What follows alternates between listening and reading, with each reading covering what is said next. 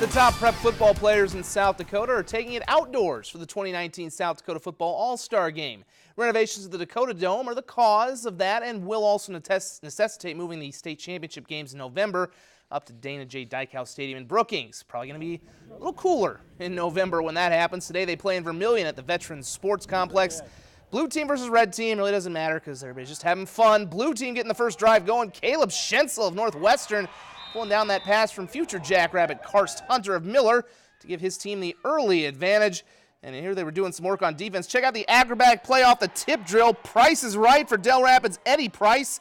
He gets the interception, and that gets his team in business into the red zone. It's Irene Wakanda's Trey King flipping it up to Devlin McManus of Roosevelt in the end zone for a touchdown as they were out to a 17-0 lead. And they would add another touchdown, this time on the ground, courtesy of the legs of Brookings standout Parker Beers, as that team took a 26-0 lead again. Who really cares about the final score? Everybody having fun before they head off to college. Here's the red team getting a little bit of momentum right here. Check out the play from Sturgis Manny Galoso, ripping the ball out on the tackle and getting the fumble recovery. Again, congrats to everybody who played in the All-Star game, and good luck moving forward. The Sioux Falls Storm faced one of the biggest games of their season tonight as they return to the scene of last season's most disappointing game. A little over 11 months ago, the Storm fell in the final minute of the United Bowl at Iowa.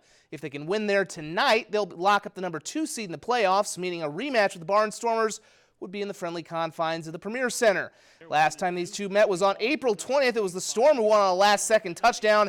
It was Iowa who jumped out to a big lead in this one, though, as Daquan Neal finds Ryan Ballantyne for a 30-yard score.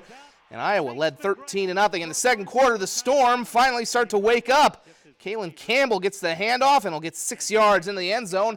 Cuts the deficit to 20-13 on the touchdown run.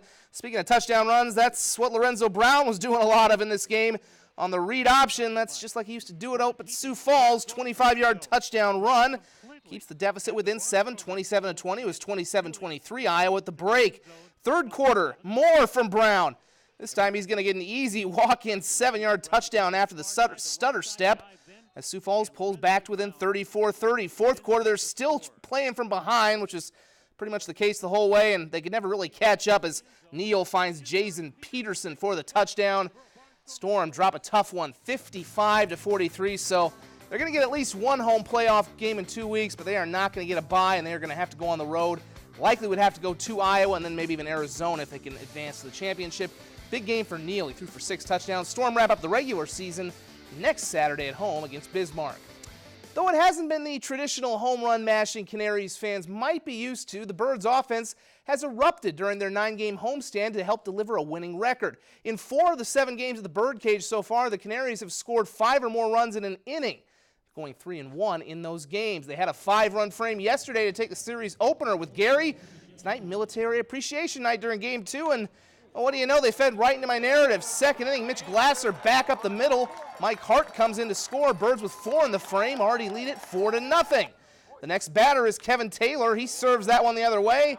Brett Vertigan on his horse will keep my narrative alive as the Canaries score 5 in the inning and lead 5-0. That's been kind of the magic number for them on this homestand. And the third inning, the defense on point as Andrew Ely turns the 6-3 Twin killing. Now Gary did get a couple of runs in the inning to get within 5-2. Birds would load the bases for Mike Meyer in the bottom of the frame. Jordan Ebert will roll this one to short. Unlike the Canaries, though, Gary cannot turn the double play. Ebert beats it out, and Ale Lagos scores. That makes it 6-2, and that's all Taylor Hill needed on the hill. He struck out 2 over 7 innings, gave up just 2 runs. Canaries led 12-4 in the 9th when the rains came, and they mercifully called that one off. Canaries win 12-4. They will go for the sweep tomorrow afternoon at 1. 2 of the Minnesota Twins' most highly touted newcomers helped deliver a series-opening win at Detroit last night. C.J. Cron hit a game-tying home run, followed by Nelson Cruz hitting the go-ahead bomb that spurred the Twins to a 6-3 win. Though Cruz has missed some time due to injury, safe to say they've been worthwhile acquisitions as the pair have combined to hit 23 home runs and drive in 63. And they were batting 3 and 4 in the lineup today of Game 2 of the series with Detroit. Jorge Polanco thought this ball was going to go foul, so he was a little surprised when it went fair. Fortunately, Max Kepler wasn't, and the Twins lead 1-0 on the double. Unfortunately, they had to face Jacoby Jones today, and he was mashing. 3-run shot to give the Tigers a 3-1 lead. Minnesota not done by a long shot with that offense as Cron, one of last night's heroes, singles up the middle. Minnesota gets to within 3-2 in the third inning. It looked like Detroit was going to pile on some more runs a little bit later as they hit a drive into dead right center field. This just show you how good Byron Buxton is. He makes that look routine when that's not easy.